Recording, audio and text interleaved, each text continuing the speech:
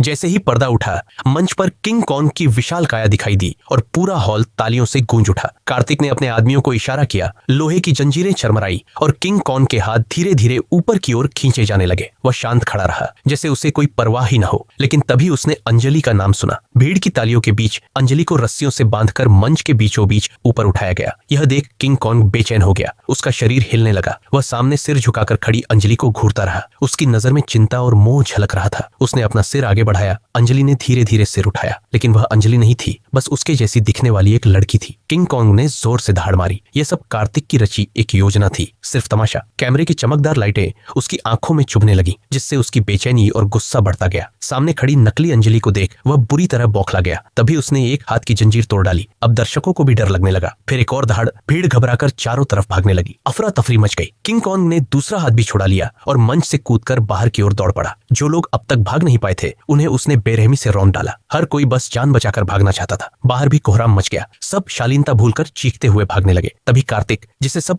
बड़े नाक वाला कहते थे, किंग कॉन्ग के सामने आ गया। किंग कॉन्ग ने उसे घूरा और दौड़कर उसकी ओर लपका। वह एक छलांग में दूसरी मंजिल पर चढ़ गया। भारी वजन से बालकनी टूट गई, लेकिन वह रुकने वाला नहीं था। कार्तिक डर से भाग खड़ा हुआ, लेकिन किंग कॉन्ग ने पीछा नहीं छोड़ा। वह खिड़की तोड़कर सड़क पर कूद गया। एक कार उससे टकरा गई, फिर दूसरी। कई गाड़ियां आपस में टकरा गई। लोग चिल्लाने लगे, जिससे कॉन्ग और ज्यादा उत्तेजित हो गया। वह गाड़ियों को कुचलता हुआ सड़क पर घूमने लगा। भीड़ में उसे कोई सुनहरी बालों वाला लड़का दिखा। वह उसे उठाकर ध्यान से देखने लगा, लेकिन जब पता चला कि वह उसकी अंजलि नहीं है, उसने उसे फेंक दिया। अब वह पूरी भीड़ में अपनी अंजलि को तलाशने लगा। वह हर किसी को देखता, लेकिन कोई भी वो नहीं था। वह बुरी तरह निराश और पागल हो गया। गुस्से में आकर उसने एक बस को उठाया। उसमें कई लोग सवार थे। तभी कार्तिक कार से उसके सामने आ गया। कॉन्ग का ध्यान उसकी तरफ गया। उसने बस को नीचे रखा और उसकी ओर दौड़ा। कार्तिक तेजी से गाड़ी पीछे करने लगा। कॉन्ग उसके पीछे पीछे भागने लगा। वो उसे व्यस्त रखने के लिए उसे गलियों, बाजारों और तंग रास्तों से ले गया, ताकि कोई और न मारा जाए। आखिरकार कॉन्ग ने उसकी कार पर हमला किया और एक ही पंच में कार को चकनाचूर कर दिया। कार्तिक बेहोश हो गया। अचानक कॉन्ग की नजर शांत सड़क पर एक आती हुई छाया पर पड़ी। वो चाल, वो रूप, बिल्कुल अंजलि जैसा। जैसे जैसे वह करीब आई, कॉन्ग की आंखें भर आई। वह सच में अंजलि ही थी। दोनों पास आते गए और जब आमने सामने खड़े हुए, वक्त जैसे थम गया। अंजलि ने उसे छुआ। कॉन्ग ने प्यार से उसे अपनी हथेली में उठा लिया। वह उसकी आंखों में देख रही थी। कॉन्ग के चेहरे पर सुकून था। वह उसे लेकर पार्क की ओर चल पड़ा। झील पर बर्फ जमी थी। कॉन्ग फिसलते फिसलते गिर पड़ा। अंजलि हंस पड़ी। यह पहली बार था